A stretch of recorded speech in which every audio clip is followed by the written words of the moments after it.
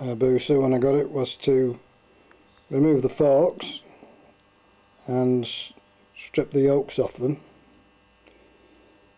make new yokes with the clamping portion above the yoke so I could slide the fork legs up, drop the bike down 2 inches.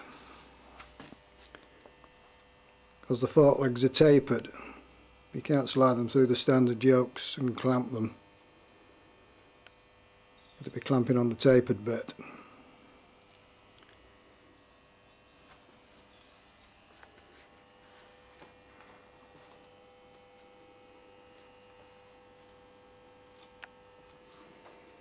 I also prefer straight bars, more comfortable for me. You can't have bars that are like a tiller on a boat.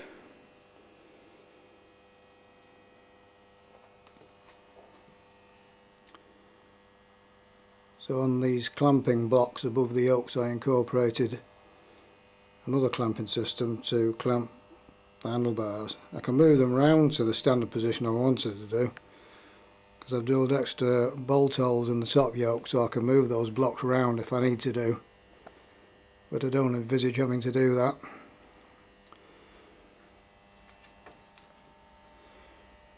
Remove the ludicrous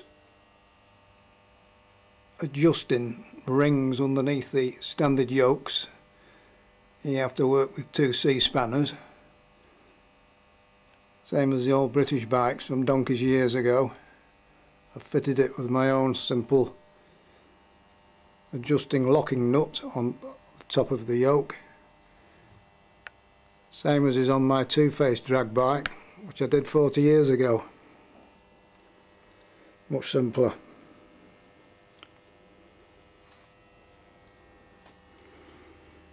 Because of the alteration to the front end, especially the moving the bars straight, I had to put them at the front of the blocks, couldn't put them behind the blocks because of these reservoirs got in the way, so they had to go in front of the blocks, which meant then when I turned the bars they were catching the standard fairing.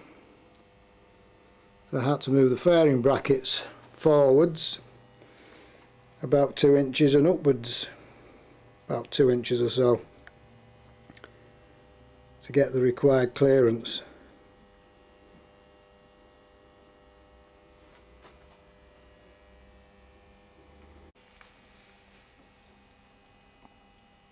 I've got the air shifter and gear change button under that, which required special clamps around the bars.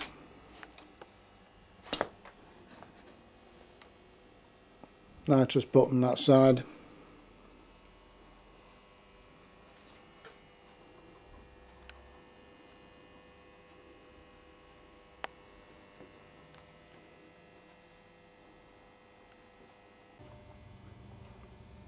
Now we see it with the new fairing on it, the aluminium fairing which I had to make because of the aforementioned modifications to the front end.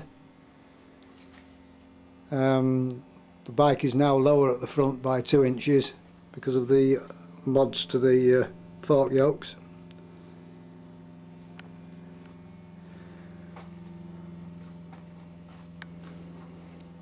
I've made some dummy indicators which are yet to be fitted. Fairings yet to be finished off properly once I get the engine back in, because it needs trimming to fit these fairings which are only temporarily fitted at the moment. The original side fairings, that is. Now we can see here the standard Hayabusa tank. It's got that big hump in the middle, well towards the back, which especially if you've got a large gut, which I've not, can't get really low down on the bike.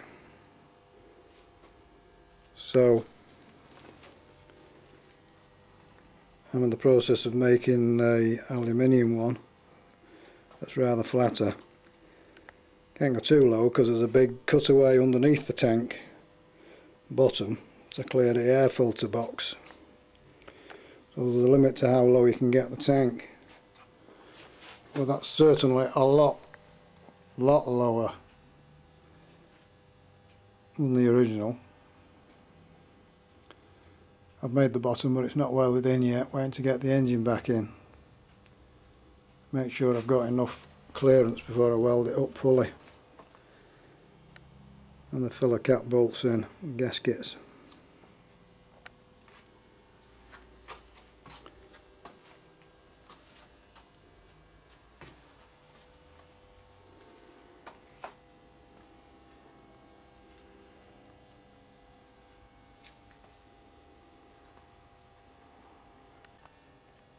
This is the original rear subframe that holds the seat, which is a double tube design. I wanted to get the bike a lot lower, or at least the seating position a lot lower, as well as the bike lower.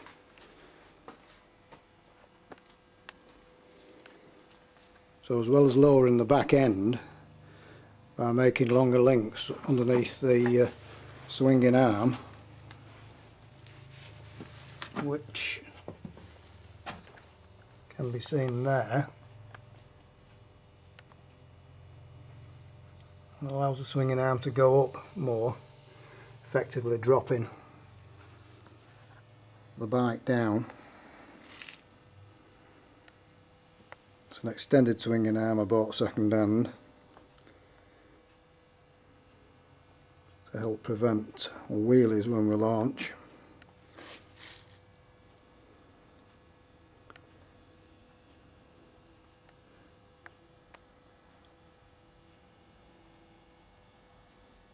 So as I was saying, I've made a single tube to support the seat and mounted that lower down. By using the single tube, obviously got rid of the tube above it, which enables the seat and everything to be fitted lower. I've removed the battery, which used to be down in approximately that position.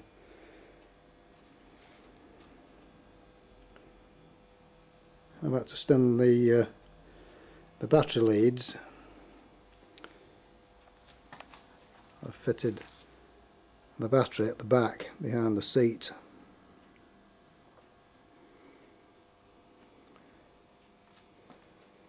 Because of all that work, the standard booster tailpiece wouldn't fit any longer. So as you can see, I've made an aluminium one there.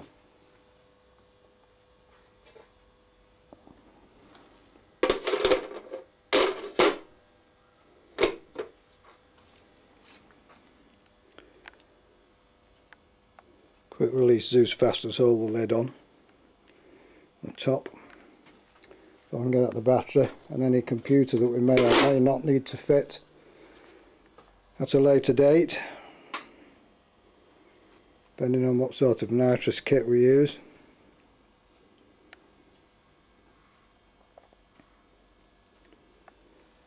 Made some dummy indicators for the back.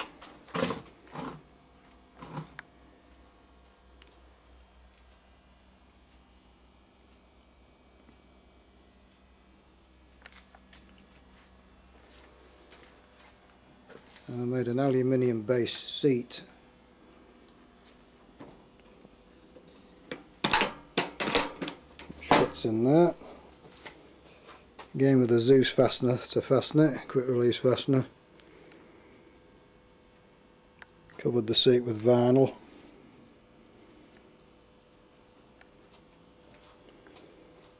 Gear lever, which is normally on the left obviously on jet bikes. I could have used it there, but I preferred the pedals at the back, so in order to keep taping my feet on and off the footrest and moving them forward to use pedals. I know we have an air shifter for the run, but coming back you need to change on the pedal to get a change down at the end of the run. Just prefer everything to be worked from the back, but because I'm used to British drag bikes, and when you get in a emergency situation, which I hope I don't get into, but if you have to work quick, you just react. You shouldn't have to think. My reaction is to have a right hand gear pedal, left hand brake pedal. So, as well as the air shifter ram attached to an arm that I've made here, which is replacing the original booster pedal which used to go forwards,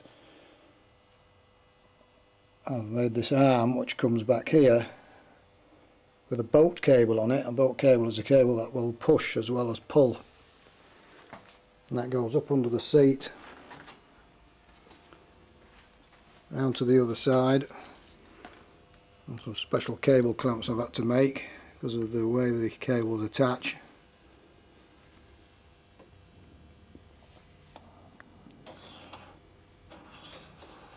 Obviously the engine isn't in yet, so we can't test the system.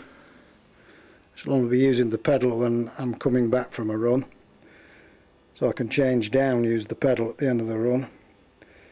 Then if I've used all the air, I can use the pedal on the way back from the run, coming back to the paddock, and do the upshifts with the pedal as well.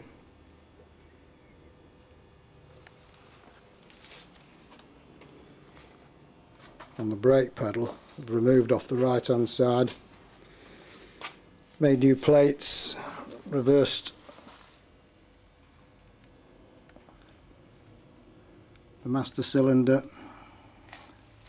fitted that onto there, pipe yet to go on it.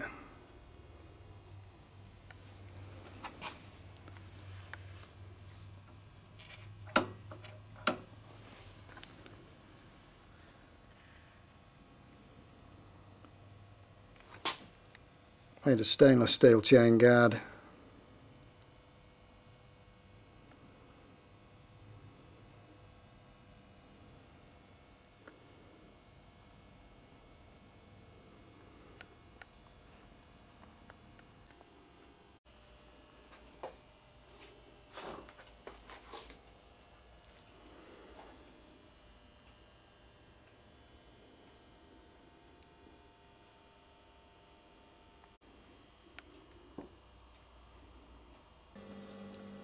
The Hayabusa as it was when I got it in November 2006.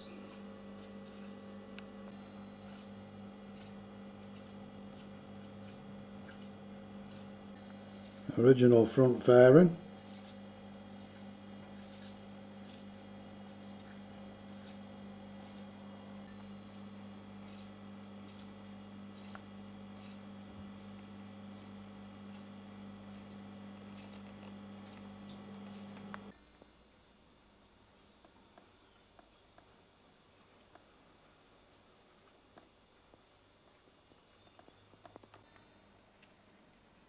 Superb looking machine,